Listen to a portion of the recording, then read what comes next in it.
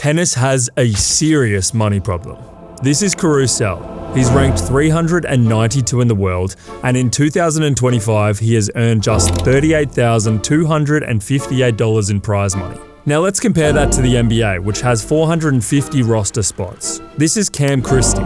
He played a total of 59 minutes for the LA Clippers this season and still earned a guaranteed $1,157,000. And it gets worse. Joel Embiid has missed over 400 NBA games and still collected more than $125 million in salary.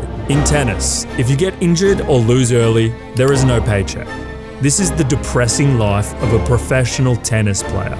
The harsh reality is that prize money in tennis is brutally top-heavy. At the Australian Open 2025, the total purse was almost $97 million. A first-round loser earns about $100,000. That sounds generous, but you only get 4 slams a year, and only if you qualify. Drop down to an ATP 250 event, a first-round loss pays about €6,000. That barely covers a week of travel. Now consider the expenses. A coach costs around $75,000 a year, not including travel, at hotels, flights, physios, stringing, meals. Carlos Alcaraz can spend hundreds of thousands annually on his team and still net millions. But a player ranked 300 or 400, well, they often lose money week to week. For many, the stress isn't about ranking points, it's about survival.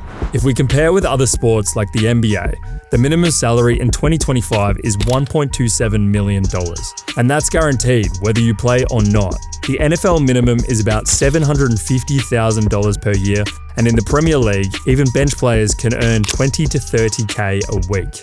In tennis, a player ranked 200 in the world might gross $100,000 for a year before expenses. After paying for travel and coaching, they often end up close to zero. And here's the bigger issue. Other leagues share about 50% of revenue with players. In tennis, that number is closer to 18%. On top of that, tennis players are independent contractors. They aren't employees. There's no union, no minimum salary, no protection if they get injured. You play, you earn, you lose, you get nothing. And this can all take an emotional toll. Tennis is the longest season in sports, 11 months of constant travel around the globe. Lose early and you might not even cover your hotel bill. Get injured and you earn nothing. Take Dustin Brown. He once beat Nadal at Wimbledon, but for stretches of his career he lived out of his car.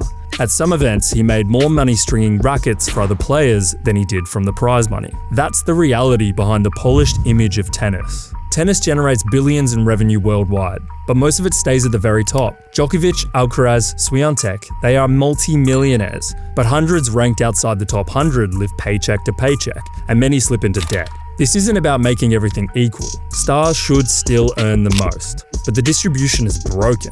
Imagine being ranked 200 in the world of your profession and still struggling to afford to do it. That is a staggering inequality of tennis. A simple solution would be base salaries tied to participation and ranking points. It wouldn't bankrupt the ATP or ITF, but it would transform the lives of hundreds of players. Because behind the glamour of centre court, the reality is harsh. Unless you are among the very best, professional tennis is a grind of expenses, travel, and financial stress. The NBA has millionaires sitting on the bench.